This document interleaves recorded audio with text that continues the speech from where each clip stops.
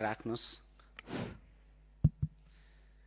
सम्माननीय सभामुख महोदय, आज यस सम्मानित सदनमा नेपालको सार्वभौम सत्ता र राष्ट्रियता र भौगोलिक अखण्डतासँग प्रत्यक्ष रूपमा जोडिएका गम्भीर विषयमा सम्माननीय प्रधानमन्त्रीज्यूको अभिव्यक्तिप्रति आफ्नो धारणा राख्नु पर्दा प्रधानमन्त्री जस्तो उच्च र सम्मानित पदमा आसीन व्यक्तिको अभिव्यक्तिप्रति प्रश्न उठाउनु पर्ने अवस्था सिर्जना भएको देखेर मलाई गहिरो दुःख र लज्जा बोध भइरहेको छ। नेपालको सार्वभौम सत्ता, स्वतन्त्रता र राष्ट्रिय एकता र भौगोलिक अखण्डता कुनै राजनैतिक दल, सरकार वा व्यक्तिको मात्र विषय होइन। यो सम्पूर्ण नेपाली जनताको साझा भावना र संविधानको मूल मर्म र राष्ट्रको अस्तित्वसँग जोडिएको विषय हो।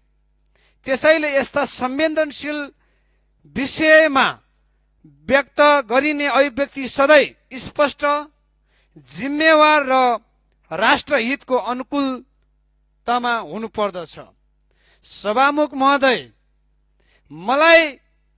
हामीलाई श्रम संस्कृति पार्टीले जनताले चुनाव जितेर के हार्छस् भन्थे।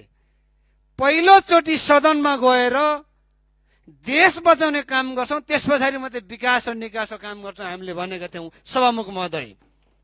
त्यसैले यस सम्मानित सदनबाट म भन्न चाहन्छु सभामुख महोदय, मलाई हाम्रो प्रधानमन्त्रीज्यूले यति कमजोर र मिथ्या र तथ्यहीन तपाईको चाहिँ हाम्रो उत्तरको प्रश्नको उत्तर दिनुहुन्थ्यो भन्ने लाग्थ्यो भने, त्यो थाहा थियो भने मैले हिजो त्यो प्रश्नमा सोधिनै थिएँ सभामुख महोदय।